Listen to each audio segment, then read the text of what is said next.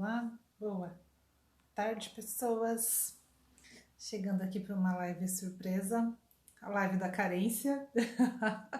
Engraçado, né? As pessoas têm tanto preconceito com carência, né? Como se fosse pecado, né? Você falar que você tá carente.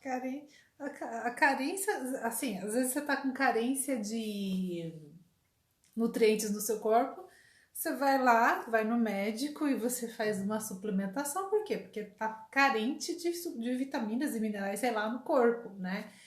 E a carência é uma falta. Você vai se alimentar porque você tá com fome. O fome, o seu corpo tá ali, tá na carência, né, de alimentos.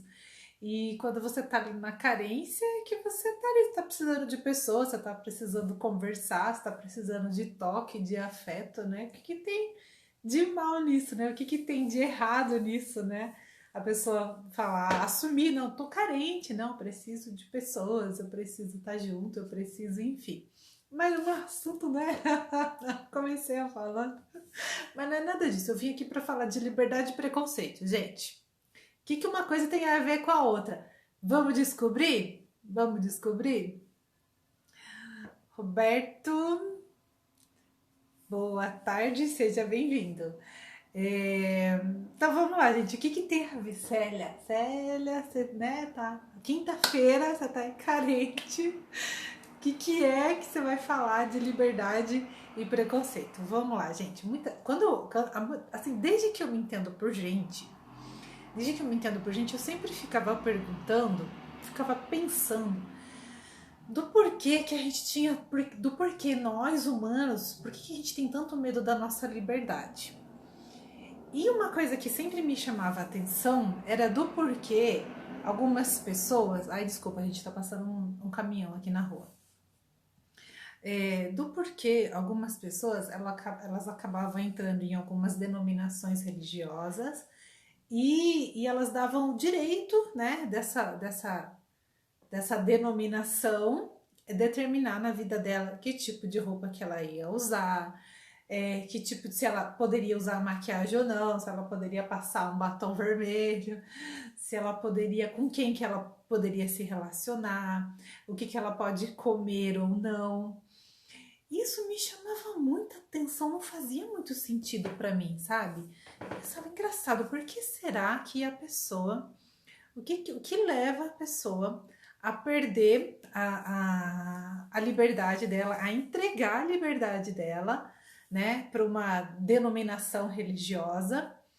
Às vezes, não era nem às vezes num relacionamento, às vezes a pessoa entrava num relacionamento e e a outra pessoa ela permitia que a outra pessoa determine para ela o que ela vai vestir, o que ela vai comer, determine para ela com quem que ela pode conversar, determine para ela onde é que ela vai trabalhar, determine para ela, sabe, coisas que é da liberdade dela, em que, que a outra pessoa não tenho direito e nem condições de escolher, né?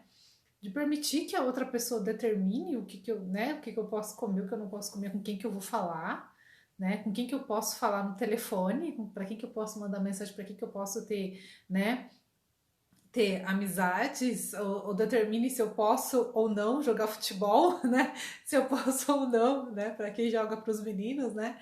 Quantos meninos têm aí esposas, mulheres que não permitem que eles vão pro futebol, que eles vão tomar uma cerveja com os amigos, e os homens também, né? Que não permitem que a esposa, né? Que a namorada, sei lá, saia com as amigas, às vezes visite a família, né? E eu nunca, não fazia muito sentido para aquele 29 R. Santos, linda, boa tarde, obrigada, recebo o elogio. E, e eu não entendia, não fazia muito sentido, né? E aí, ao mesmo tempo, eu percebia que isso também acontecia comigo.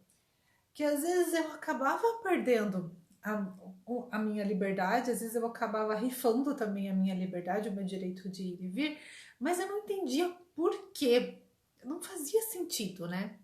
E uma coisa que causa muita ansiedade, né, nas pessoas e que eu tenho observado ao longo desses meus anos e anos de estudos e observação, que eu observo muito. Outro dia até um cliente perguntou para mim, né, da onde que eu tiro, qual é a minha fonte, da onde que eu tiro né, os meus pensamentos, as minhas ideias. Eu respondi para ele de muita leitura de todas as coisas que eu li e leio até hoje, mas principalmente da observação de tudo aquilo que acontece na minha vida, da observação que acontece na vida das pessoas e da observação de tudo que acontece na nossa estrutura social. Eu observo bastante, observo e tô sempre ali. Por quê? Né? Tô sempre ali perguntando, mas por quê? O que acontece isso? Mas caramba, e essa situação da perda da liberdade, da gente rifar a nossa liberdade em prol, né, de alguma coisa na questão da religião, né, em prol de agradar, né, um Deus, né, e de fazer tudo aquilo que é agradável a um ser maior, para não ir, para não ser punido, para não receber a punição, que no caso é o inferno, né?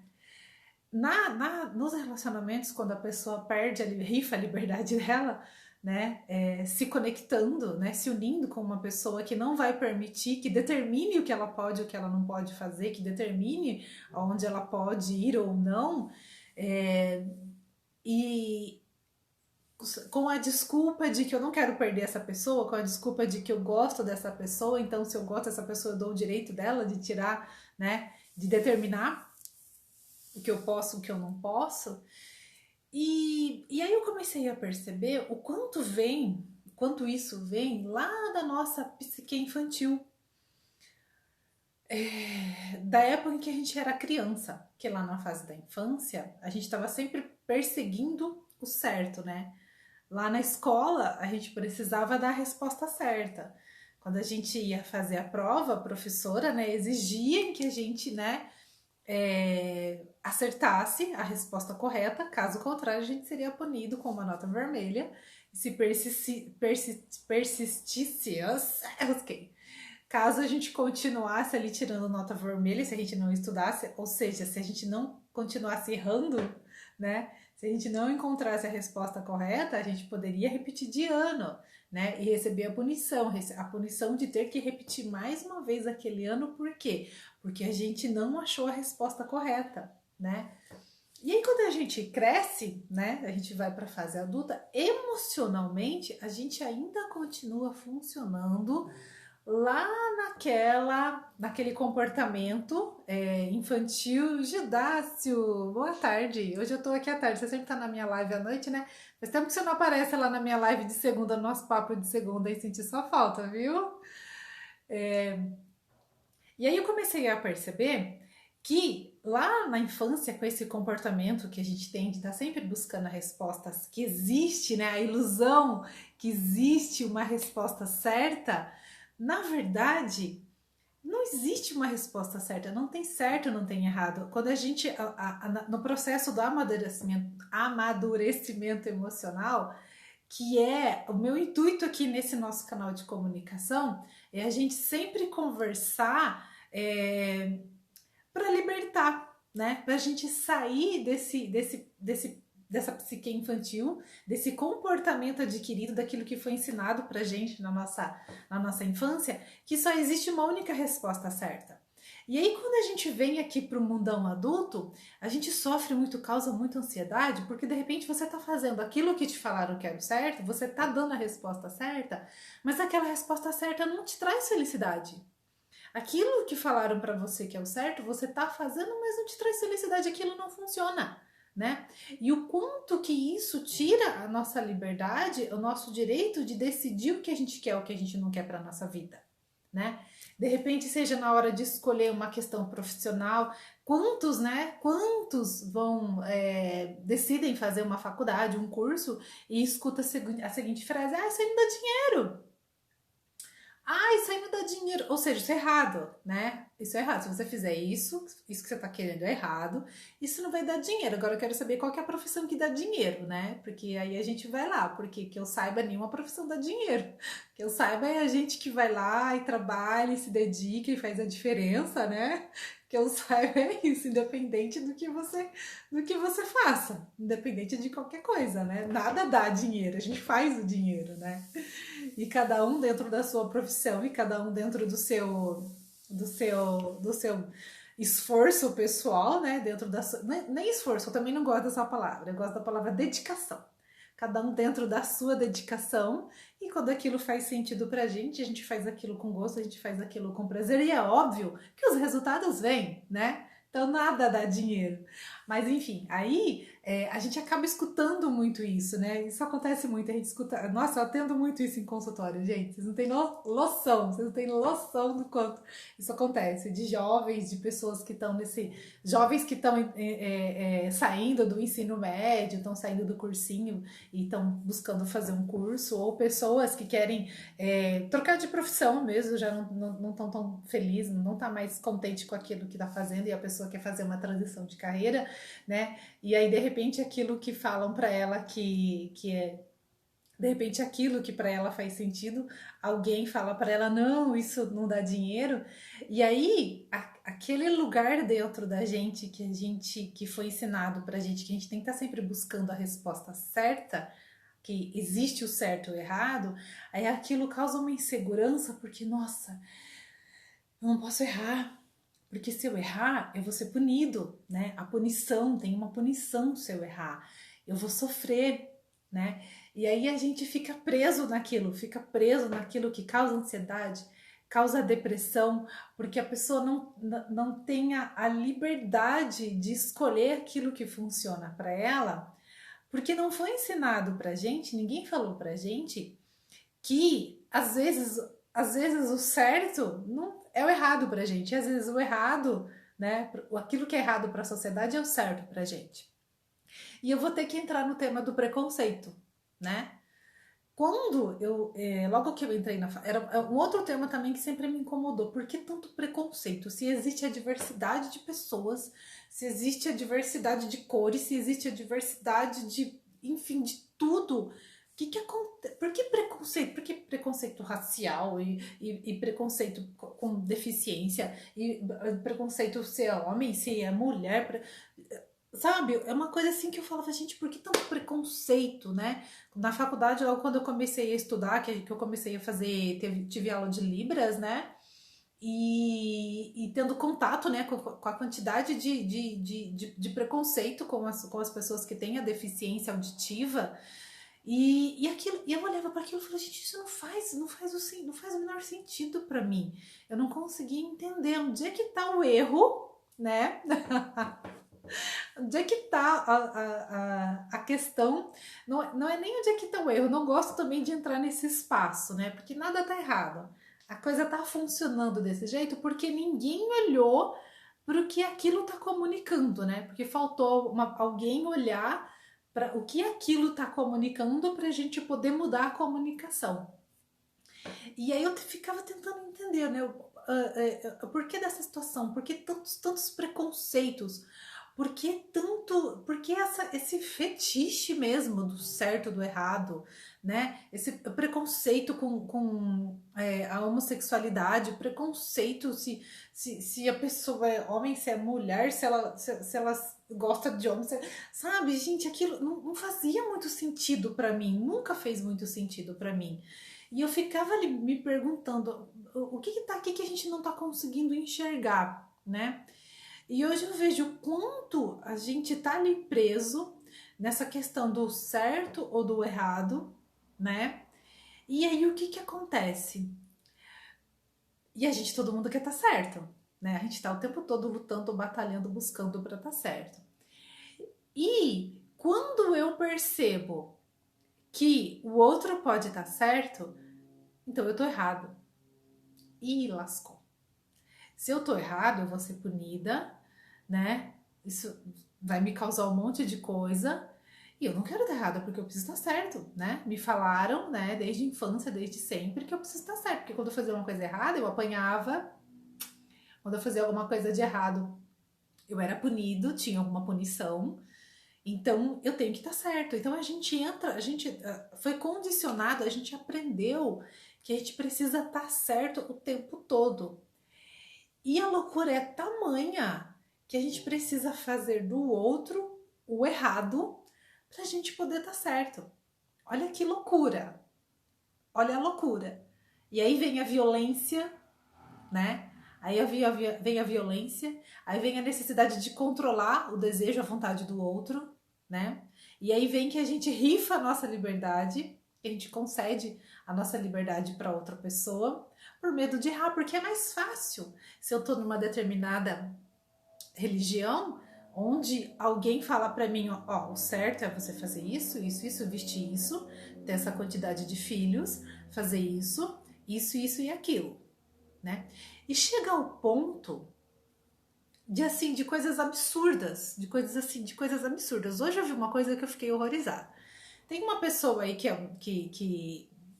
um bambambam bam, bam aí da internet, eu gosto, gosto dele, eu sigo ele, e ele tem uma determinada postura em relação a ter filhos, né? Ele é de uma determinada religião e ele segue os dogmas dessa religião. Ok, é o que funciona para ele, né? Mas aí ele acaba falando disso, né? Falando disso, usando as redes sociais, usando o conhecimento que ele tem, né? Usando a capacidade dele de se comunicar. E ele acaba impondo o certo dele, né? Impondo que aquilo que ele segue é o certo e que os outros estão errados. Que ele vai estar salvo e os outros não. Ao ponto da questão de quantos filhos a pessoa vai ter. Ele tem lá todos os filhos que ele pode ter, que ele pode bancar. E aí eu vi uma pessoa hoje, que, nos stories dele, que de vez em quando eu gosto de dar uma olhadinha lá nos stories dele, eu vi uma pessoa perguntando para ele se a pessoa devia desfazer a vasectomia. E ele respondeu sim. Aí me caiu a ficha, eu falei, gente, como pode? Né? Como pode? Uma coisa é ele, né, ter convicção naquilo que funciona para ele, naquilo que é o certo para ele, né? E, ok, ele falar isso para os outros. Agora, uma outra pessoa chegar ao ponto de se achar errado, né? Porque fez a vasectomia, de se achar errado, né? De perguntar pro cara se ele devia desfazer. E o outro ainda responder que sim, né? Falei, como assim? Como assim? Quando é que a gente vai crescer, né? Quando é que a gente vai parar de querer que uma outra pessoa fale pra gente o que é certo, o que é errado, que a outra determine, que a outra pessoa determine o que é certo a gente usar, o que é o certo a gente vestir, o que é o certo a gente comer, aonde a gente vai morar, sabe? E aquilo assim acendeu uma luz vermelha, mais do que vermelha, acendeu todas as luzes assim, porque vai totalmente contra daquilo que eu entendo como amadurecimento emocional. O amadurecimento emocional é eu descobrir o que funciona para mim ou o que não funciona para mim e principalmente respeitar o que funciona para o outro, mesmo que aquilo, né, que funciona para o outro não faça sentido para mim, né? Não sou eu que vou determinar para outra pessoa se o que ela pode, o que ela pode ou não pode, o que ela deve, o que ela não deve, o que é o certo, o que é errado para ela. Sabe? A gente não tem esse direito, né? A gente não tem esse poder, digamos assim, né? E o quanto isso rouba a nossa autonomia. E aí, ao mesmo tempo em que a gente não se permite ser quem a gente é, aí o que a gente faz? A gente não permite que o outro também não seja, né? Porque eu preciso provar para mim que eu tô certa. Então, para eu provar para mim que eu tô certa, o outro tem que fazer exatamente do jeito que eu quero. Eu não quero saber se faz sentido pro outro, se tá certo, se tá errado pro outro. Eu quero saber se tá certo para mim. Então, eu vou dominar, eu vou controlar, eu vou impor a minha vontade, porque eu tenho que provar que eu tô certa. Eu tenho que provar, mesmo que alguma coisa lá dentro de mim, mesmo que a minha intuição, eu nem gosto de chamar de intuição, eu gosto de chamar de sabedoria interior. A nossa sabedoria interior tá gritando, tem alguma coisa aqui que não tá funcionando, tá me incomodando, tá me causando angústia, mas mesmo assim eu tô engolindo aquilo com casca e tudo. Tá fazendo sentido, gente? Tá fazendo sentido? O que que eu tô falando? Esse nosso canal aqui de comunicação, é para isso, é pra gente amadurecer emocionalmente. O profissional, eu sou psicóloga e também sou terapeuta holística. Qual que é a função do psicólogo? As pessoas têm muito preconceito, né, com a questão do psicólogo, porque, eu não tô maluco para ir no psicólogo. Por quê? Porque nós, profissionais, não estamos explicando, a falha é nossa, a falha de comunicação é nossa, porque a gente não está explicando para que serve, né? A psicologia, a gente estuda a mente, o funcionamento da mente, como é o nosso comportamento, o porquê do nosso comportamento. Quando você procura um profissional, né, de psicologia, para você fazer uma psicoterapia, é para você poder tirar todas essas vozes, é para você poder atravessar esse processo, esse momento, sair dessa psique infantil e amadurecer, né? Não é que existe uma cura e você curado, eu tô doido, eu tô com transtorno e eu vou ser curado. Não é isso. É assim, amadurecimento emocional. Tudo aquilo que eu passei, tudo aquilo que eu vivi, não tem como desviver, não tem como desfazer, né? Ou seja, o processo de psicoterapia é para isso. A gente vai olhar para tudo aquilo que aconteceu na nossa vida com profundo respeito, com profunda gratidão, e a gente vai passar para a próxima fase. Igual joguinho de videogame. Eu sempre falo isso para os meus clientes. É igual joguinho de videogame, gente. Vamos para a próxima fase, né? Para ir para a próxima fase, a gente precisa compreender, olhar para tudo aquilo que passou, para tudo aquilo que aconteceu. E pera lá, se eu quero ir para a próxima fase, tem coisas que eu vou ter que abrir mão, tem coisas que eu vou ter que deixar para trás, né? E o quanto a sociedade, né? O quanto a gente ainda permite que alguém faça a função dos nossos pais. Porque quando a gente era criança, os nossos pais, os nossos cuidadores, enfim, quem estava ali com a gente enquanto a gente era criança, a gente precisava sim. A gente precisava, era vital que alguém mostrasse pra gente o que era certo, o que era errado, que a gente não tem noção de perigo, a gente é uma pedra bruta, né? A gente precisa ser lapidado para poder aprender a viver em sociedade. Vivemos em sociedade. Quando a gente é criança, a gente não tem noção que se a gente colocar a mão ali no forno, que tá quente, vai queimar a mão, então a gente precisa de uma pessoa, olha, se você colocar a mão aqui, vai queimar, vai doer, vai machucar. Mesmo assim, às vezes a gente vai lá e coloca a mão, né? E taca a mão lá no forno. Eugênio, boa tarde, seja bem-vindo. Quando a gente é criança, a gente precisa sim de alguém ali falando pra gente o que é certo e o que é errado. O que é o certo, o que é o errado e as suas consequências. Quando a gente cresce, não. Quando a gente cresce, a gente vai fazer as nossas escolhas. E não dá para fazer as nossas escolhas baseado no que o outro fala que é certo, que é errado. Baseado no que a sociedade fala, no que é certo e errado, sabe? Baseado no que determinada religião tá falando que é certo e errado. Baseado no que um cara que é bam, que tem lá sei lá quantos K de seguidores está falando que é o certo e errado. Se aquilo não funciona para você, meu. Entende? E a gente precisa aprender a ouvir o que o outro, porque a gente fica procurando deuses, né? A gente fica procurando deuses, fica procurando o pai e a mãe, os nossos cuidadores para falar pra gente o que é certo e o que é errado, pra gente não correr o risco de errar, para não correr o risco de fazer errado. Então, para não correr o risco de fazer errado, a gente rifa a nossa liberdade, né? Ao ponto de ser violento. Olha aí o preconceito, né? Olha o preconceito.